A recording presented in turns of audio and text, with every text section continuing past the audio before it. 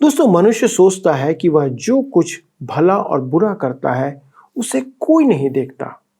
हम भी अपनी बुराई को समय के साथ भूल जाते हैं, पर एक है जो हमारे सभी कामों को स्मरण करता है। वह है हमारा परमेश्वर, जो हमारा रचयिता सृजनहार है। परमेश्वर का वचन इस संबंध में हमें कुछ कहता है कि क्यों वह हमारे कामों को स्मरण रखता है। क्या आप जानना चाहते हैं ऐसा क्यों है? तो आइए कृपया मेरे साथ इस अध्ययन में शामिल हो जाइए और उन बातों को जानिए।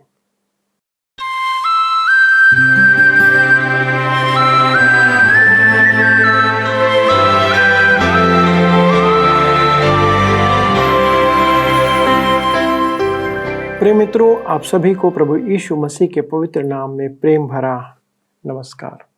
मित्रों, हम सदा आपकी सलामती की दुआ करते हैं और परमेश्वर से यही विनती करते हैं कि आप परमेश्वर के वचन में बने रहें तथा उसका वचन आपके जीवन को आत्मिक ऊंचाइयों में ले जाता रहे। दोस्तों, यह सत्यवचन बाइबल अध्ययन प्रसारण है और मैं अपने सभी नए एवं पुराने दर्शकों का स्वागत करता हूं। दोस्तों, जैसा कि आपको याद होगा कि हम पुराने नियम से आमोस नबी की पुस्तक का अध्ययन कर रहे हैं और यह देख रहे हैं कि परमेश्वर ने आमोस के द्वारा इस्राएल के लोगों को चेतावनी दी कि वे अब परमेश्वर के दंड के अधीन जाने वाले हैं और उसका परिणाम यह होगा कि वे बंधुआई में जाएंगे।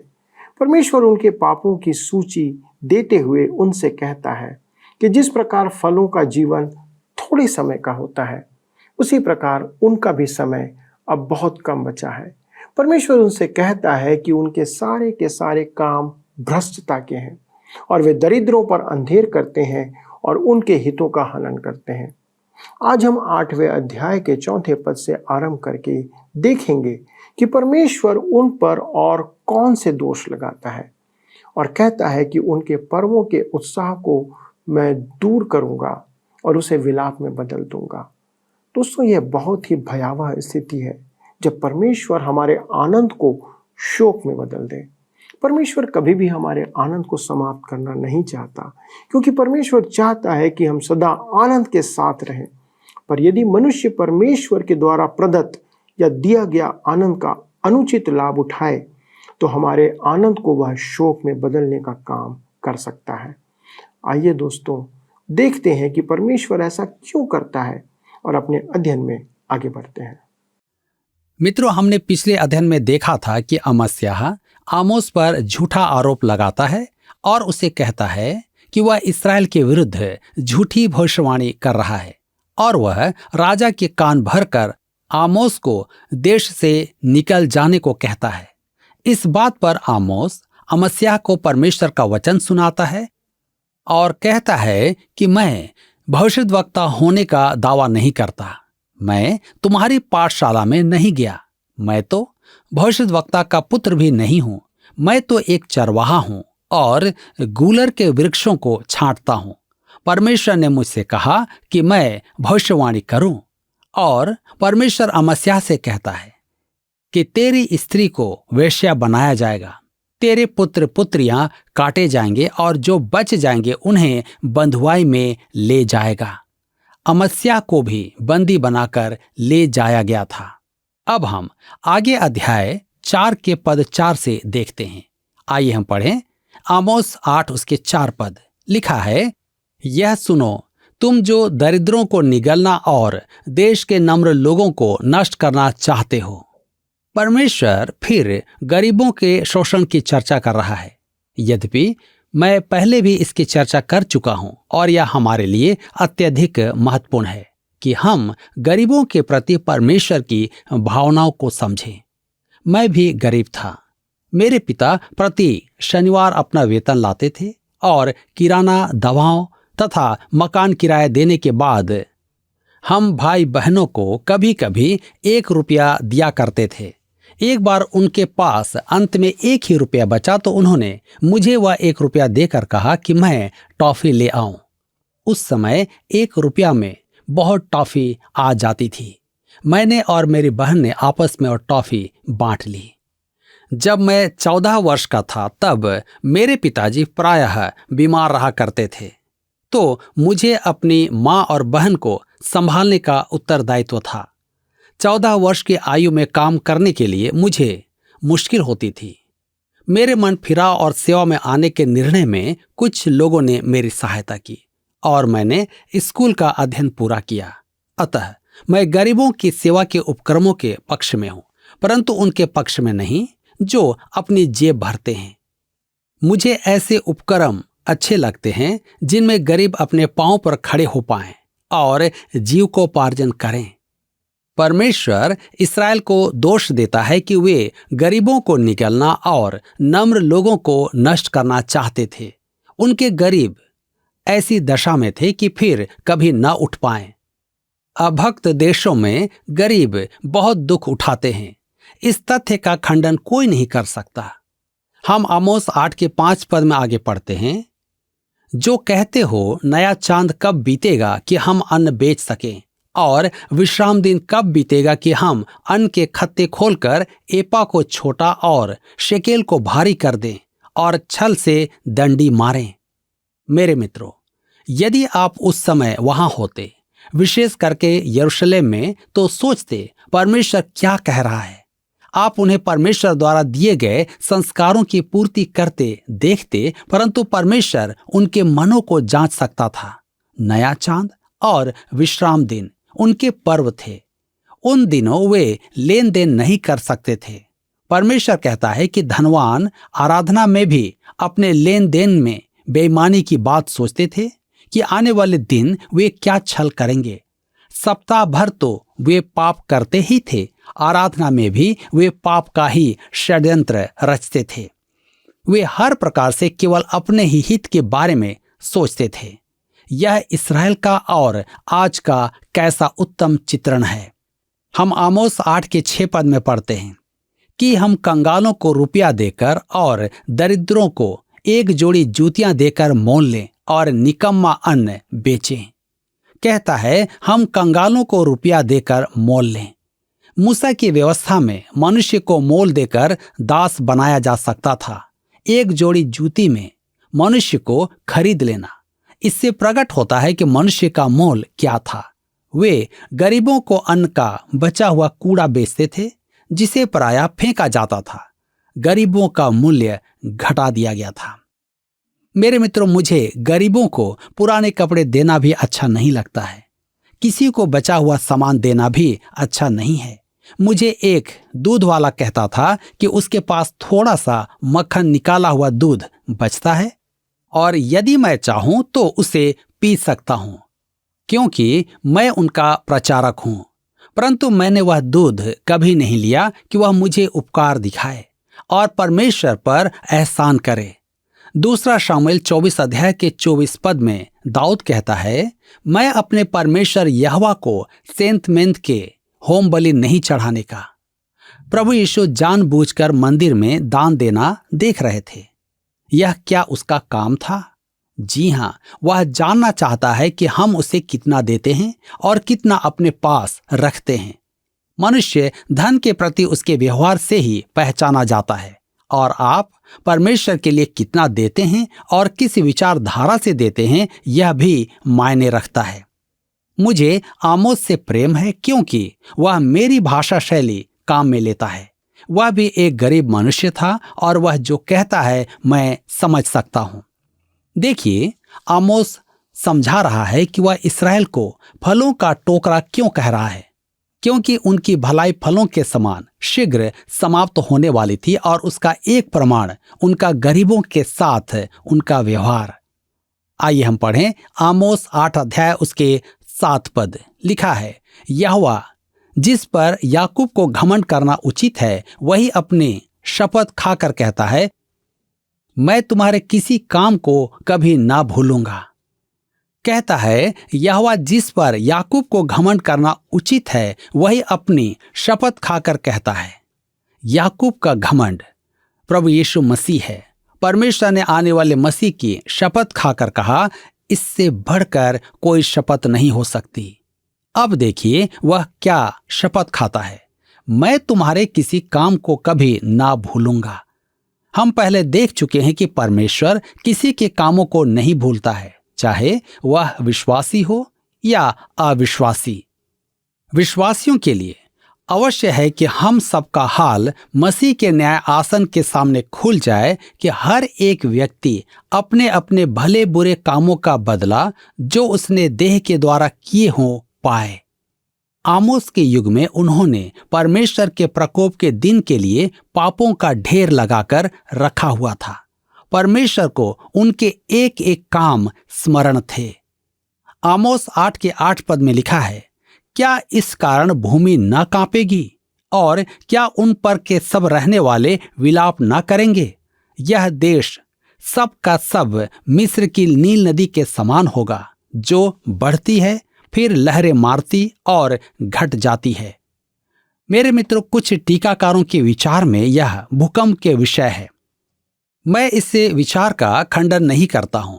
परमेश्वर कठोर दंड ला रहा है जिसके कारण धरती कांप उठेगी। आज भी आप सामरिया, गिलगाल और बेतेल को देखकर वहां के विनाश से दहल जाएंगे। कभी वह स्थान एक अत्यधिक हरा भरा रमणीय स्थल था, परंतु आज वहां विनाश के तांडव के चिन्ह दिखाई देते हैं। यह सब परमेश्वर के प्रकोप का प्रमाण है। अगले अध्याय में हम देखेंगे कि परमेश्वर की भविष्य संबंधित प्रतिज्ञाओं में भूमि भी है। भविष्यवाणी के अध्ययन में हमें स्मरण रखना है कि परमेश्वर दंड या आशीषों की घोषणा करता है तो भूमि भी उसकी भागीदार होती है। यह एक कारण है कि आज इस्राएलियों का स्वदेश लौटना भविष्यवाणियों की पूर्ति है। वे शारीरिक रूप से तो स्वदेश लौट आए हैं, परंतु आत्मिकता में परमेश्वर के पास नहीं लौटे हैं। आज स्पष्ट दिखाई देता है कि परमेश्वर की आशीषें उस भूमि को नहीं मिली है। वहां बहुत परिश्रम किया गया है, दलदल सुखाए जा चुके हैं, रेगिस्तान में जल पहुंचाया गया है और वहां गुलाब उग रहे हैं, परंतु उस छोटे से देश में ऐसे स्थान दूर दूर ही पाए जाते हैं। अतः भविष्यवाणी की पूर्ति का तो प्रश्न ही नहीं उठता। इस्राएल का अंतिम स्वदेश वास अभी पूरा नहीं हुआ है। अमेरिका के न्यूयॉर्क शहर में यहूदियों की संख्या इस्राएल देश के जनसंख्या से अधिक है। इसी से आप समझ सकते हैं। हम आमोस 8:9 में आगे पढ़ते हैं। परमेश्वर यहोवा की यह वाणी है, उस समय मैं सूर्य को दोपहर के समय अस्त करूंगा और इस देश को दिन दोपहरी अंधियारा कर दूंगा। उस समय अर्थात यहोवा के दिन जो महाक्लेश का समय होगा, वह दिन रात से आरंभ होगा। आमोस निकट भविष्य और दूरस्थ भविष्य की भविष्यवाणी देता है। यहोवा का दिन अभी नहीं आया है। सूर्यास्त दिन में ही नहीं हुआ है, न ही पृथ्वी खुले दिन अंधकार में हुई है। आमोस की यह भविष्यवाणी दूरस्थ भविष्य की है। हम आमोस 8:10 में पढ़ते हैं, मैं तुम्हारे पर्वों के उत्सव दूर करके विलाप कराऊंगा और तुम्हारे सब गीतों को दूर करके विलाप के गीत गवाऊंगा। मैं तुम सब की कटी में टाट बंधाऊंगा और तुम सब के सिरों को मुड़वाऊंगा और ऐसा विलाप कराऊंगा जैसे एकलौते के लिए होता है और उसका अंत कठिन दुख के दिन का सा होगा। कहता है, मैं तुम्हारे पर्वों के उत्सव को दूर करके विलाप कराऊंगा। परमेश्वर ने इस्राएल को 7 पर्व दिए थे और इनमें से 3 पर्वों में प्रत्येक पुरुष का उपस्थित होना अनिवार्य था। वह समय आनंद मनाने और परमेश्वर की स्तुति, धन्यवाद तथा महिमा करने का समय था। वे पर्व तो मनाते थे, परंतु परमेश्वर की महिमा नहीं करते थे। अतः परमेश्वर कहता है कि वह उनके उत्सव को विलाप में बदल देगा। तब कहता है, तुम्हारे सब गीतों को दूर करके विलाप के गीत गवाऊंगा। परमेश्वर का दंड आने पर उनका आनंद दुख में बदल जाएगा। क्या आप आज के संगीत में आनंद देख पाते हैं? आज के संगीत में आप ऊपर नीचे कूदते हैं जो निर्बुद्धि गति है। ऐसा संगीत शारीरिक उत्तेजना को बढ़ाता है, परंतु उसमें आनंद नहीं है। यह संसार का उत्पाद है जिसमें विलाप है और त्रासदी है। मैंने एक संगीत कार्यक्रम देखा और कहता हूं कि मुझे वास्तव में उससे आनंद प्राप्त हुआ। यह मनुष्य का संगीत है और मुझे परमेश्वर का वचन स्मरण होता है। तुम्हारे सब गीतों को दूर करके विलाप का गीत गवाऊंगा। ऐसा विलाप करवाऊंगा जैसा एक लौते के लिए होता है। गंजा सिर और टाट विलाप के चिन्ह हैं। उनके आने वाले दंड के कारण उनके साथ ठीक ऐसा ही हुआ था। आमोस ने दर्शन में देखा कि धूप काल के फलों से भरी एक टोकरी है। इसका अर्थ है कि इस्राएल के अंत का समय आ गया है।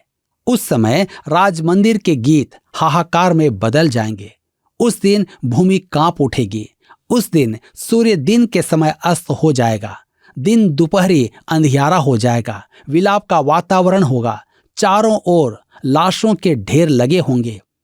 वे सिर मुंडाकर टाट पहनकर ऐसा विलाप करेंगे जैसा एकलौते पुत्र के लिए किया जाता है।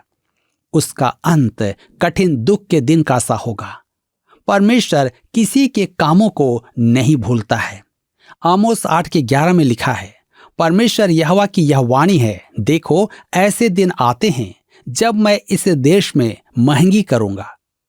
उसमें न तो अन्न की भूख और न पानी की प्यास होगी, परंतु यहोवा के वचनों को सुनने ही की भूख प्यास होगी। यह एक विचित्र अकाल है। परमेश्वर ने इस्राएल को अपना वचन दिया, परंतु उन्होंने उसे तुच्छ जाना। वे उससे फिर गए। परमेश्वर कहता है कि ऐसा दिन आने वाला है जब वे परमेश्वर के वचन से वंचित हो जाएंगे।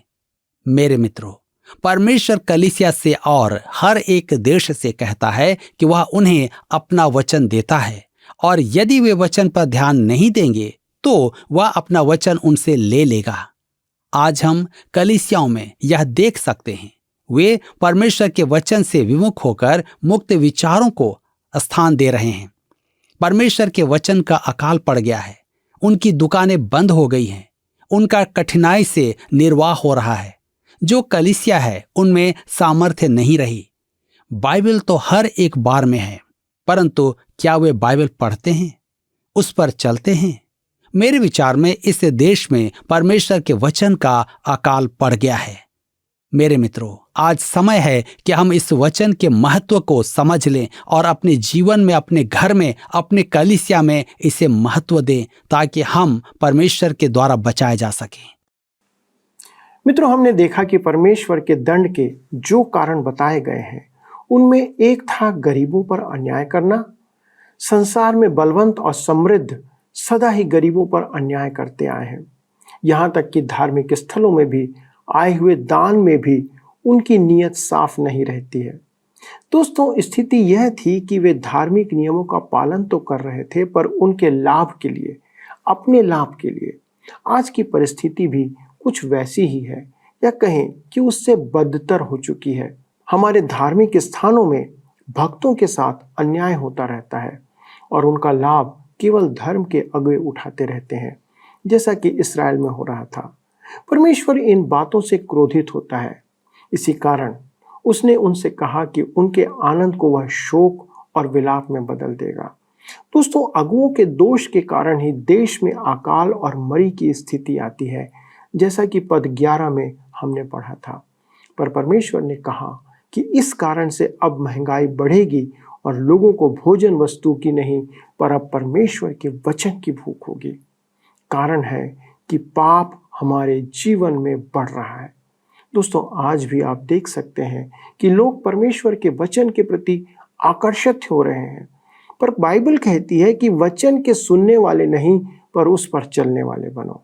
दोस्तों, वचन को सुनना एक बात है, पर उस पर चलना दूसरी और अहम बात। हम पर भी यही लागू होता है। हम जो प्रतिदिन इस अध्ययन में शामिल होते हैं, आप जो इसमें शामिल होते हैं, यह अच्छा है, पर मुझे और आपको यह ध्यान रखना है कि क्या हम उस पर चल रहे हैं। परमेश्वर सभी मनुष्यों के जीवन में यही देखना चाहता है कि हम वचन पर चलें। परमेश्वर मनुष्यों को इसी बात से आंकता है। आज आपकी स्थिति क्या है मित्रों? आप स्वयं अपने आप को जांचें। आइए हम परमेश्वर से प्रार्थना करें कि वह हमें ऐसी सामर्थ प्रदान करे कि हम वचन पर चलने वाले बने रहें। आइए प्रार्थना करें। स्वर्गीय पिता, प्रभु यीशु क्रिस्त के नाम से आपके सन्मुख आते धन्यवाद देते प्रभु, आपके पवित्र वचन पर। हमारे जीवन को उस ओर बढ़ाने के लिए। प्रभु, आपने अनुग्रह करके ये वचन हम तक पहुंचाया है। हमारी विनती है पिता परमेश्वर, आपका वचन हमारे जीवन में अगुवाई करे। प्रभु, हम किसी भी रीति से आपके वचन से दूर ना जाएं। प्रभु, जितना हम वचन को सुने प्रभु, उतना अधिक हमारा समर्पण आपके प्रति बढ़ता जाए। जिन बातों से प्रभु आप क्रोधित और दुखी होते हैं, हम उन्हें अपने जीवन में त्यागें। हमारे इन प्रिय दर्शकों के लिए प्रार्थना करते प्रभु, जो आपसे प्रेम रखने के कारण प्रतिदिन आपके वचन को सुनने के लिए समय दे रहे हैं। प्रभु, आपका वचन उनके जीवन का नियंत्रण करे और अनंत के मार्ग में उनकी अगुवाई करे। धन्यवाद के साथ पिता, इस विनती को प्रभु यीशु क्रिस्त के नाम से मांगते हैं, आमीन। प्रिय दोस्तों, आपकी उपस्थिति के लिए धन्यवाद।